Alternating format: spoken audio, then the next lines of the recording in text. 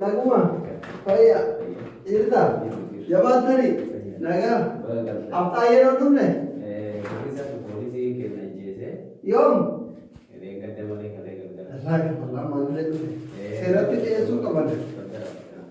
why is he again? Karanagan is a Karanani. Mother way that Baji Jiram Nikunaka Kupane,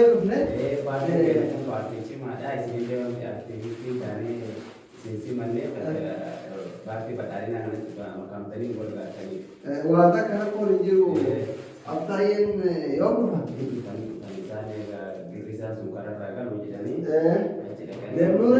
Natawasha wa videvi Aptayan Tamateka Aptayan you.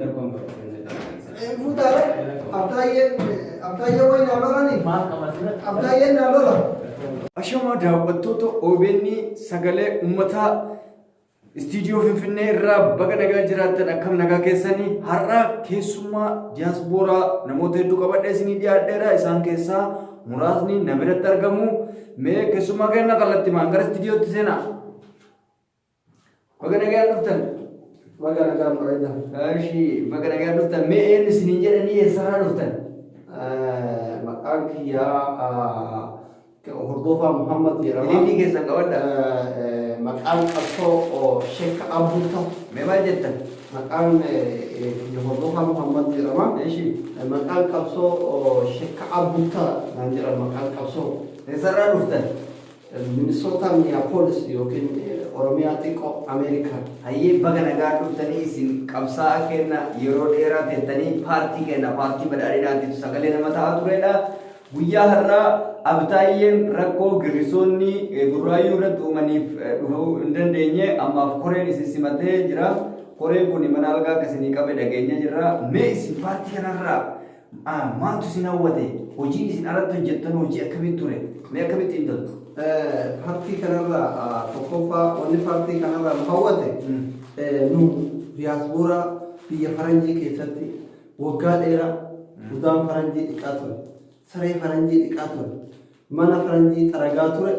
Biyyatti nu galchitanii kabajaadhaan dahaba kana morman nu dirtanii ilillii kan akka nama fuudhutti ilillii duraan biyya faranjiititti ilillii kana jaalallee walii kenna jiru. Isin kabajaallee shaqaa dalayduu biyya faranjii san ilillii dirree xiyyaarratti nu simattanii makiina nu galchitanii kana isinirraa jaaladha. Inni lammataa mootu $5,000 nu kafaltanii. Kanallee hin jaalladha. Galata badhaadhinaa. Galata keessan lafa nuu kennitan algaa nurraa kafaltan shallee nurraa kafaltan hommaan isinirraa hin jaalatin takka hin jiru rakkannee biyya baanee taree biyya faranjii dhiqaa jirran akkamitti isin deeggarra isin dura duna malee. Kuni hojiidhuma badhaadhinaati warroonni hafanillee warroonni biyya faranjiititti saree dhiqaa jiraataniif jireenyi dadhaa'ee malee paartii badhaadhinaatti akka galan abdii qabna. Baay'isawee paartiin kenna kunni dandeettii nama qoodu humna dandeettii addaa nama gaafatu barumsa nama gaafatu mee isin haa ta'uuti hanga barumsi keessan hanga maal barattanii fiildiin keessan maali mee waan akkasii irraa akkami? Barumsi bakka barumsaa kan beektaa qabsoo bira baana. Qabsoo ganama baanee biyya faranjii kanatti yoo achi dhaqxe akkuma biyya san dhaqxeen afaanuma barataa Ingiliffaa namni Oromoo kun yoo Ingiliffa qabataa faranjiitu yoo sitti dhufte soorii jettan yoo beekte beekuu baattan aynaa hojjennaan dhumeera yeroo akkana namoota fudhattu qubaan farramtaa qubaan farramtaa dandeettiin keenya addaan nu qabnu hayyoota Oromoo arrabsuu Oromoo gandaan qooduu kanaaf ilaalchi isin qabdan kun nuu ta'e. Wal fakkaatadha jechuudha. Dalagaa kenna wal fakkaata. Sirriitti nu ta'eera maaliif kanaaf paartiin kun paartii nuu ta'u ganaa kutaa takkarraa lakkoofnee yeroo kenna hin fidnu yeroo gubuu karaa cabsaadhaan achi mangadii amaal yeroo ta'in arrabsoo keenyatti seennee bakka gaarii ga'uu waan barbaannuuf itti seennee milkoofneerra jechuudha. Arrabsoo mee waa'ee arrabsoo isaa irratti illee isin hordofu ture Dr. Angaasa fi kan keessa wal fakkaata qabsoon yeroo hedduu kutaa tokko arrabsaa tokko faarsuu dandeettii akkasitti qabdanii paartiin kennallee kana sanirraa jaallate paartiin kenna hayyoon isaa mallee duratti nama kutaa wal qooduu ni barbaanna maaliif baay'ee nu barbaachisa namni kamiyyuu jiraachuu umrii ofii dheereffatu qaba badhaadhinni kennallee jiraachuuf umrii isaa dheereffatuuf nama keessanii barbaada. Mee hojii akkamii fa'aa hojjetaa turtan mee waggoota dabre lama sadii dura waan akkamii dalagaa turtan mee gaheen keessan maali miidiyaa kanarratti? Gaheen keenya maalitti fakkaate waggaa jalqaba yeroo qabsoon finiinu san ummata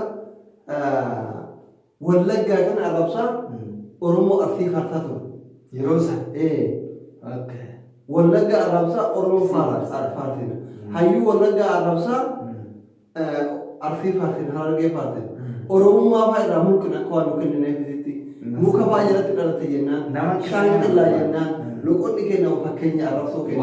Wadaddaa kana fayyadamna. Akkasitti wallaggaan dhoofne harka keenyatti galchine Oromoo guutuu jibbisiifnee tartiiba uummata qabne jechuudha. Achirraa deebinee wallaggaa yoo isaan dadhabaree harka kennatan Harargeetti garagalee akka isin Harargee kumaataman buqqiftan gooneen qabsoo kennan jechuudha itti milkooftan. Harargeen beekan qabdu, sheekan qabdu, aaqilan qabdu, gootan qabdu jedha kan duraan jiru dhume jedha Harargee kana dadhabsiifne wajjira yaa'uun beetu jedha walitti kaasaa gosaaf ganda qonne akka isin gandarraa buqqiftanii likki galchitan goone. Amma tarkaanfii xumuraan hafe Arsii arrabsaa Jimmaan faasu. Amma sanillee eegallee jira. Haala gaariin kun guyyaa guyyaan Jawaarii maqaa dhibba itti baafnee jira. Mee maal fa'aatanii? Haji Buttaa jennaan. Fayidaa Biyyoo jennaan. Waan akkas akkasii. Waan paartiin kenna jaalatu gootanii mee arrabsoolee fayyadamtan keessatti ittiin beekamtan. Egaa isin beekamtii nu biratti argattan kana arrabsoo hedduurraa kan ka'e argattanii mee arrabsoo ittiin beekamtan kan duraan mee maal fa'aa waliin jirtan waa'ee goduruu tokko fa'aa amma dura dhaga'ee ture. Suni gaafa durataan kee gorsaan kee jiru Doktor Angaasaa Ibrahim Dursaa keetii. Sadama suni guduruu summaa irratti yeroo amantii Oromoo sana addaan qoqqooduu barbaannu.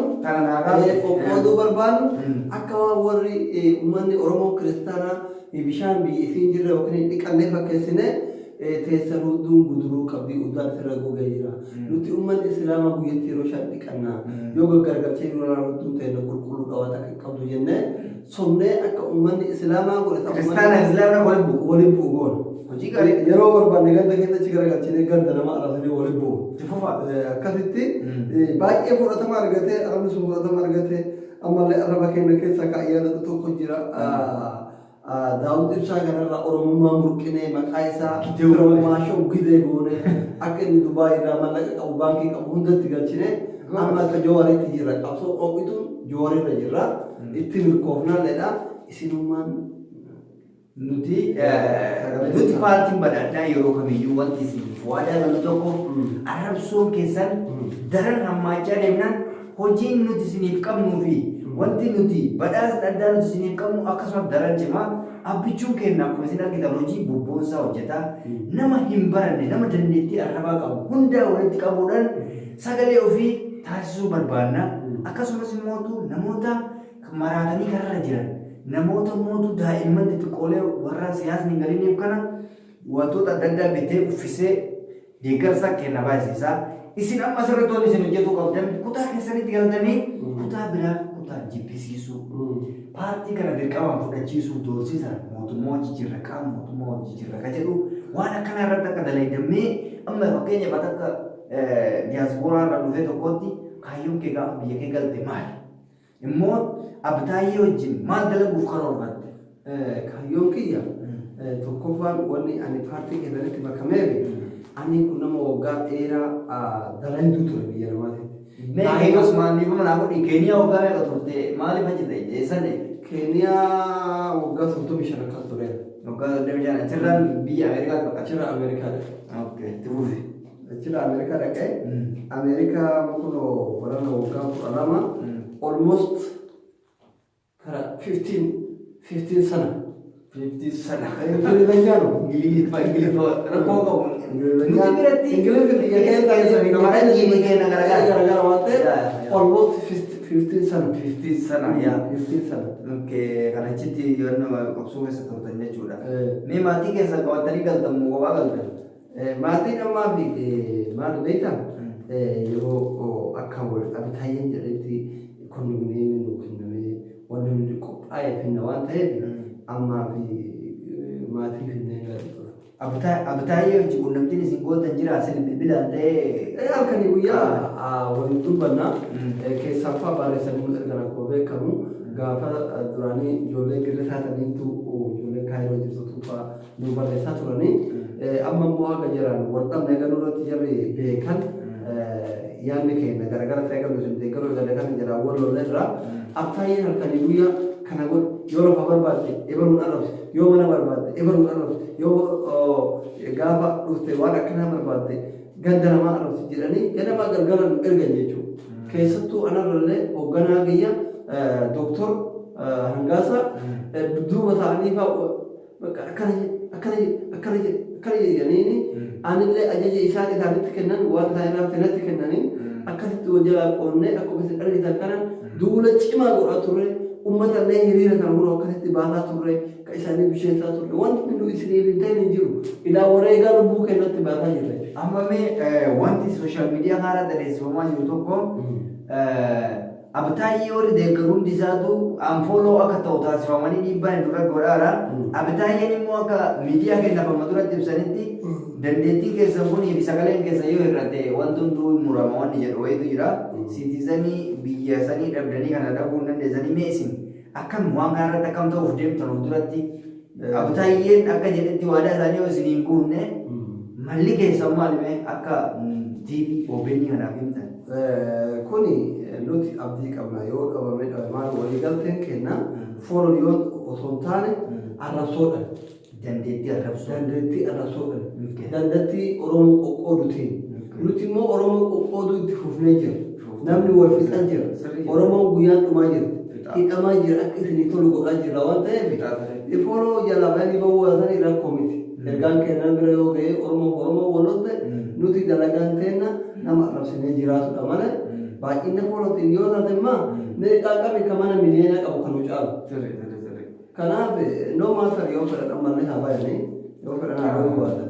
Tole hordoftoota OBN'tiif qophiin keenya kan biraa itti fufaa ammaaf mee dhumarratti warra OBN sagalee uummataaf boqqolloo keenya kanatti dhaamsi isin qabdan yoo jiraate gama dhumaatitti. Waan nu qabnu hawaasa keenya bal'aan kunoo turtii waggaa dheeraatiin booda jijjiirama arrabsoon arganne kan akka hin gufanneef nullee warra biyya faranjii turre gara biyyaatti galleerra jijjiiramni kun hin gufatu badhaa bilxiginnaa waliin fuuldurri keenya doolaara fuuldurri keenya mana viilladha fuuldurri keenya makiinadha fuuldurri keenya V8dha fuuldurri keenya boodigaardii mataa nu ajajamee eegamuudha arrabsoon itti fufaa furuushkaan itti fufaa kana jedhaanii isin hawaasni keenya bal'aan waan nuti isin jenne yoo nuti ebaluun jibbaa isin jenne jibba yoo nuti mana gubaa isin jenne guba yoo nuti taabota gubaa isin jenne guba yoo nuti masjiida gubaa isin jenne guba maaliif qonqotee nam jennan faayidaa keessaniif miti faayidaa dhuunfaa keenyatiif jenna isin hawaasni ijoolleen badhaadhinnaa waan nuti hooggantoonni jabaadhaa hojiirra nu oolchaa nu guddisaa isin jenna. Turtiin hojii goote baay'ee galatoomii guyyaa bira intarvii walitti deebina abtaayee qabannee isin deebina ammaaf fayyadaa yeroo gaarii nagaa inni nu affeeruu keessaniif galatoomii.